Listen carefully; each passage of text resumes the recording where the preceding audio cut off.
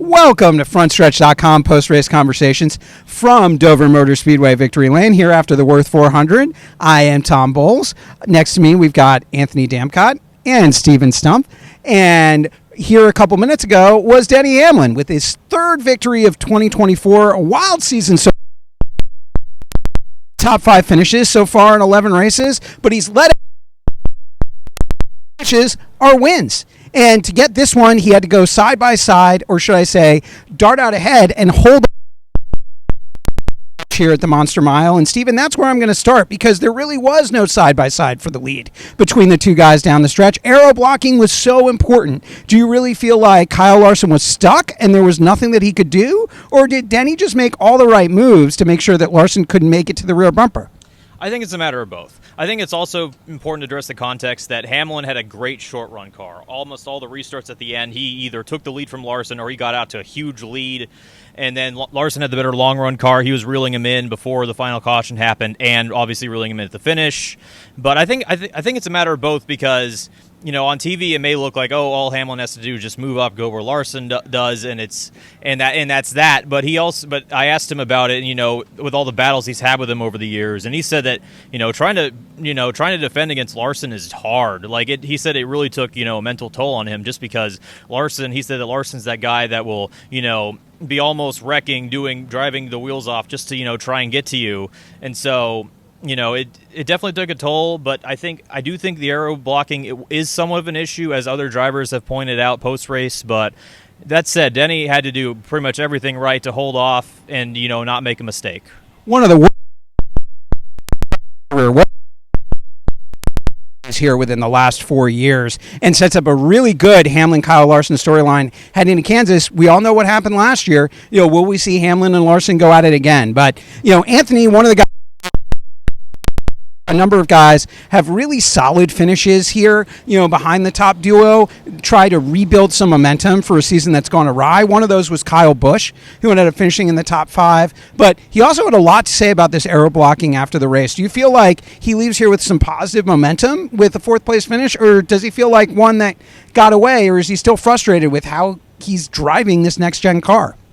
I think immediately after the race, there is some frustration about the aero blocking. If you'd ask Kyle Busch if aero blocking was an issue, he would absolutely say yes, because, man, he wanted to pass Martin Truex and just couldn't, and he had said that he about wrecked him twice off of turn 2, and he couldn't get by him because the 19 was just aero blocking him. But he still comes home with a 4th place finish. I think Monday morning comes around, he slept it off. The adrenaline has died down. I think he'll realize that 4th place for the season that he's had only one top 5 prior, and that was the now iconic photo finish at Atlanta. I think this is a great momentum booster for Kyle. Started from the pole, never really left the top 5, top 10 all day, except for on pit cycles. And it was a day that I think the entire number 8 team, the entirety of Richard Childress Racing needed after what seems to be kind of a slow start to 2024. Been out on his own as much as he has with the next-gen car this year. I feel like the team was in need of a reset, and let's highlight 2 other drivers before moving on to one of the big dramatic moments of the day. Noah Gragson, I talked to him. He's got a lot of momentum. He benefited from a late caution flag to record a 6th place finish. He now has, I think, triple the amount of top 10s that he had in his career in the Cup Series in just 11 races with Stewart-Haas Racing. And Daniel Hemrick was leading when a late caution came out, for Ricky Stenhouse Jr., and that kept him from a top 20 finish, maybe off the lead lap, to vaulting all the way up to an 8th place finish. 9th place, 8th place, I believe, with track position. Great run for him after what's been a difficult start with Colleague Racing. Now, who did finish in 8th, just ahead of Hemrick, Alex Bowman, and at one point it looked like Bowman might have the momentum to end a 72-race winless drought. But, Steven, that's when a little drama happened between him and his spotter at the end of the stage. Second stage, I should say. Can you explain what happened, and can you explain what Bowman said after the race? Basically, stage 2, it was Larson in the lead, but he wasn't as fast as then, and Bowman was really, really starting to track him down. His laps ticked down in that second stage. Obviously, Larson, being in the lead, he wasn't gonna, he was gonna play left, do anything he could to stay in the lead, even though they're teammates. Alex Bowman wasn't, completely happy about that. His spotter Kevin Hamlin said something to the effect of just shut up and just drive it. There was a bit of a heated exchange. Let's said, just fucking drive it, and was whining, he claimed, this is Kevin Hamlin, about a teammate that was blocking him for the lead and racing for the lead. And, Alex certainly wasn't happy about that and just said, just let me drive the fucking race car. And it did seem to throw off the 48 a little bit. They had a pit stop at the end of the second stage where Bowman ended up second behind Larson and Hamlin. Start over.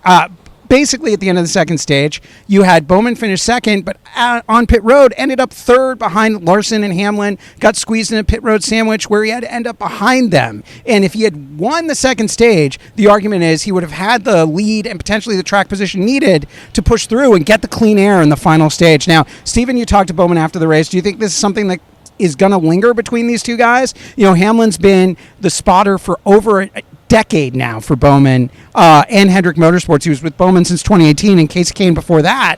So he's got a long tenure there. Is it something that you think will linger on beyond this week?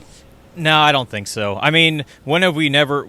I mean, it's not the first time, and it's not the last time drivers, spotters have been heated over the radio. I mean, if we looked at every single transmission from Dover, I'm sure we'll find some other exchanges. But one of the transmissions also, towards the end of that second stage was telling Bowman, drive like an asshole the rest of the race. Now, I asked Bowman about that post-race and if he took it to heart, and he said, no, I'm not going to give you clickbait. So even if he did take it to heart, he was sure not going to tell me. And look, boy, I cannot speak English during this hit. He is not great, but that's actually the lowest of the 4 Hendrick drivers, and his winless drought is now at 72 races, since before he got injured a couple years ago. So he's still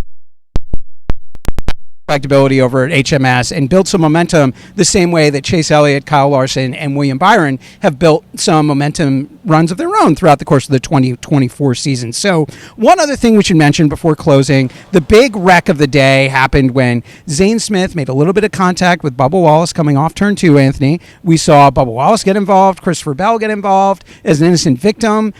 Both drivers were not able to finish the race. Zane Smith was able to keep going, but who do you think between those two drivers did the wreck hurt more, Bell or Wallace, as we look forward to the playoff race heating up? Both have had struggles the last couple of weeks. Well, obviously, you look at Bubba Wallace. He doesn't have any wins. He has a goose egg in the win column. But Christopher Bell, man, it's been checkers or wreckers for him all year.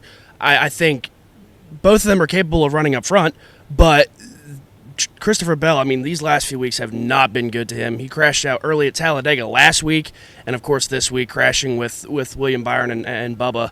I think of the two, yeah, Bubba doesn't have any wins, but Christopher Bell, his team, I think, needs to kind of hit the reset button going into the summer stretch so they can prepare a lot better for another hopeful championship run come fall. I would also like to add that Byron was also collected in the incident, and Bell, Bubba Wallace, Byron, they were all not happy. Like, when they did their interviews, three drivers combined, it was only 80 seconds. So, obviously, they were hot. And also, something to keep in mind with this wreck is that this was directly after the Stenhouse caution, and all of them were trapped one lap down. They had to take the wave around to get back on the lead lap. That meant Zane Smith and some of the other cars that were lapped down had to restart in front of them. And when you have all those cars starting up there, sometimes cautions lead to cautions.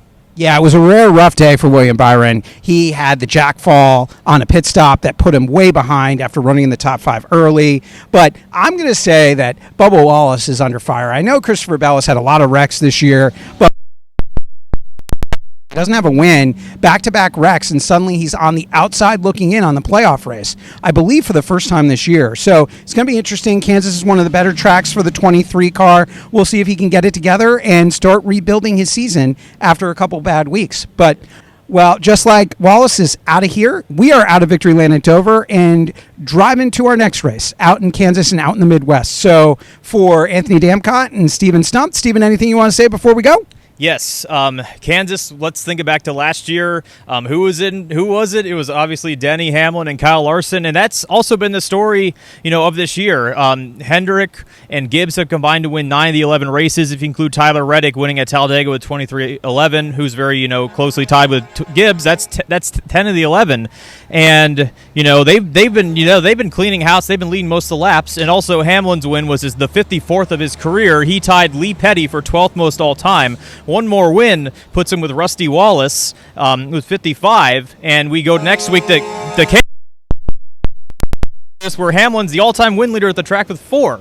And also what was interesting in his post-race presser, he said that 60 wins but 0 titles would be more preferable to him than having 20 wins and 1 title, just with the way the championship is decided nowadays.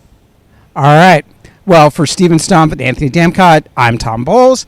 Be sure to keep following us on the Frontstretch YouTube, Steven Stumpf on Twitter, NASCAR Bowles on Twitter. Anthony, where can they find you? At Anthony Damcott on Twitter. All right. Thanks, guys. And we look forward to more coverage this year. This is Harrison Burton, driver the number 21. Make sure to hit that subscribe button. Also, check out one of these 2 videos beside me. Visit frontstretch.com for more racing content.